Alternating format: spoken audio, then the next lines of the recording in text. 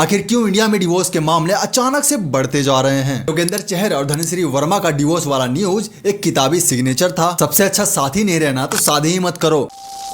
आजकल तो डिवोर्स लोग ऐसे ले रहे हैं जैसे कि कोई गाड़ी बदल रहे हो, मतलब उसको यूज करो, इस्तेमाल करो और फिर जब मन भर जाए तो दूसरी गाड़ी ले लो। मेरे गाड़ी कहने का मतलब आप लोग समझ ही रहे होंगे। और ऐसा नहीं है कि ये सिर्फ फीमेल के साथ हो रहा है, असल में ये मेल और फीमेल दोनों के साथ हो रहा है। बल्कि यहाँ पर मेल के साथ ज्यादा नाइंसाफी हो जाती है, क्योंकि फीमेल तो चली जाती है और साथ ही उस लड़के या मेल को भी लूट कर चली जाती है जिससे उसने कभी शादी की होती है। लेकिन अगर वर्ल्ड वाइड देखे तो इंडिया में डिवोर्स के मामले काफी कम थे 2 साल पहले, लेकिन अब नहीं है। अब तो 5 साल, 10 साल, 20 साल रहने के बाद पता नहीं लोगों को क्या हो जाता है कि वो डिवोर्स ले लेते हैं। क्योंकि अभी की न्यूज आपने देखी होगी जिसमें क्रिकेटर योगेंद्र चहर और इसकी पत्नी धनश्री वर्मा डिवोर्स लेने जा रहे हैं। और सेलिब्रिटी में ये कोई पहली न्यूज नहीं है, इससे पहले हार्दिक पांड्या और कई सारे सेलिब्रिटी हैं जो कुछ साल रहने के बाद डिवोर्स ले लेते हैं या फिर कहें डिवोर्स ले चुके हैं। लेकिन इतने सालों तक रिश्ता अच्छा चलने के बाद आखिर ये होता क्यों है? वैसे तो इसके बहुत सारे कारण हो सकते हैं, लेकिन आप मानो या ना मानो इसका मेन कारण है निर्भरता। क्योंकि आप कभी आजमा कर देखना अपनी जिंदगी में, आपके पास तब तक ही कोई चीज रहेगी जब तक वो आप पर निर्भर है।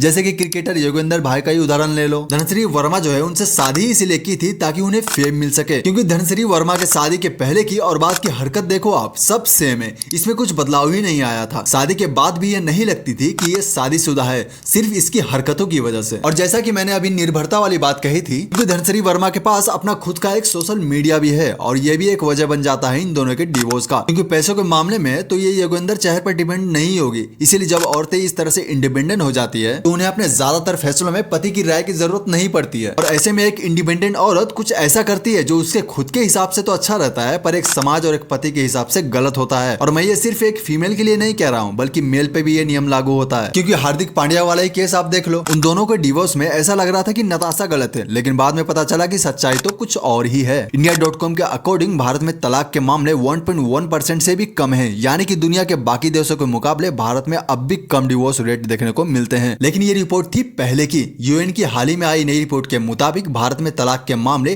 तेजी से बढ़ रहे हैं और ज्यादातर अब ये एक ट्रेंड बन चुका है। क्योंकि 10 साल 20 साल साथ रहने के बाद ज्यादातर कपल या फिर सेलिब्रिटी डिवोर्स ले लेते हैं, जो ये आजकल गाड़ियों की तरह बीवियों और पतियों को बदला जा रहा है। इसका सबसे बड़ा कारण है जॉइंट फैमिलीज का ना होना। क्योंकि आज आप जाके पूछो किसी भी शादीशुदा फीमेल से कि वो जॉइंट फैमिली में रहना चाहती है या फिर नहीं, 95% से भी ज्यादा के आंसर ना में होंगे। क्योंकि जॉइंट फैमिली में रहने से एक नियम को फॉलो करना पड़ता है जो कईयों को पसंद नहीं आती है। और जैसे ही कोई फीमेल किसी जॉइंट फैमिली से अलग होती है तो वो आत्मनिर्भर बनने की कोशिश करती है, जो कि एक बहुत अच्छी बात है। लेकिन यही एक आत्मनिर्भर बनने की कोशिश एक मेल और फीमेल को खुद से दूर कर लेती है। क्योंकि आत्मनिर्भर बनने के रास्ते में फैसले खुद ही लिए जाते हैं जो दूसरों को पसंद नहीं आते हैं। और डिवोर्स से एक मेल और फीमेल की जिंदगी बने या ना बने, लेकिन उनके जो बच्चे होते हैं उनकी जिंदगी में जरूर असर पड़ता है। मेरे इस वीडियो बनाने का मकसद यही है कि शादी तभी करो जब पूरी तरह से तैयार रहो और पैसा कमाओ, लेकिन पैसा कमाने के चक्कर में अपनों को पीछे मत छोड़ दो। बाकी आज की वीडियो यहीं तक थी। वीडियो अगर आपको इंफॉर्मेटिव लगी हो तो वीडियो को लाइक, चैनल को सब्सक्राइब